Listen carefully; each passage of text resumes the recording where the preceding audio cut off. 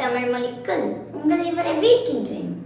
இன்னைக்கு என் பாரதம் எனது பெருமை அப்படின்ற தலைப்புல உங்க எல்லார்கிட்டையும் நான் பேச போறேன். பாரத மண்ணுக்கு வணக்கம்.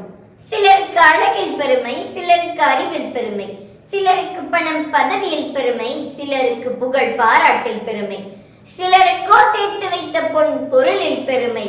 ஆனால் எனக்கோ எப்போதும் என் இதயத்தில் இருந்து வரும் பெருமை என் தேசத்தின் மீதானது. தேசிய கீதத்தை பாடும்போது அந்த படபடவென துடிக்கும் இதயத்தின் ஓசையும், ஈரமான கண்களும், பனைமரம் போல் ஊன்றி நின்ற கால்களையும், கம்பீரமான குரல் வளத்தையும் நீங்கள் என்றாவது உணர்ந்திருக்கிறீர்களா? அந்த உணர்வுகள் நமக்கு நினைவூட்டும் சிறகடிக்கும் பறவைகளுக்கு மட்டுமே சொந்தமான சுதந்திர காற்றை ஒவ்வொரு இந்தியரும் சுவாசிக்க தியாகம் செய்து குருதி சிந்தி மடிந்து போனவர்கள் எத்தனை பேரன்று. பாரதம் என்ற நாடு தனித்துவமான கலாச்சாரத்தை கொண்டு உலகின் மிக பழமையான மற்றும் சிறந்த நாகரீகங்களில் ஒன்றாக திகழ்கிறது. இது வடக்கில் பனி மூடிய இமயமலையிலிருந்து தெற்கில் சூரியன் நனைந்த கடலோர கிராமங்கள் வரை நீண்டுள்ளதை ரசிக்காத நாடுகளே இல்லை.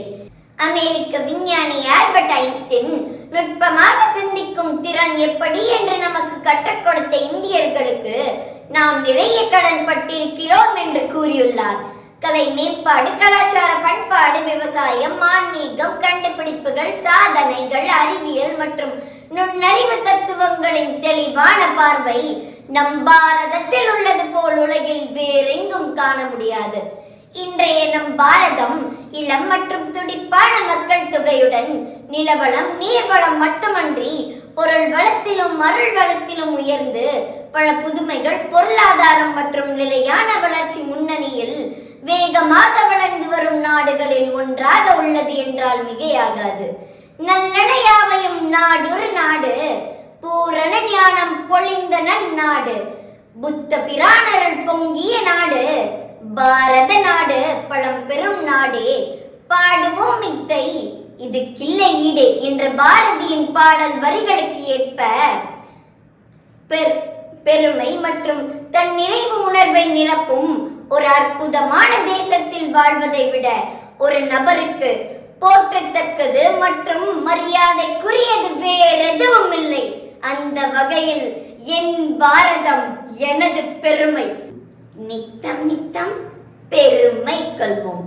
உங்க எல்லாருக்கும் சுதந்திர தின நல்வாழ்த்துக்கள்.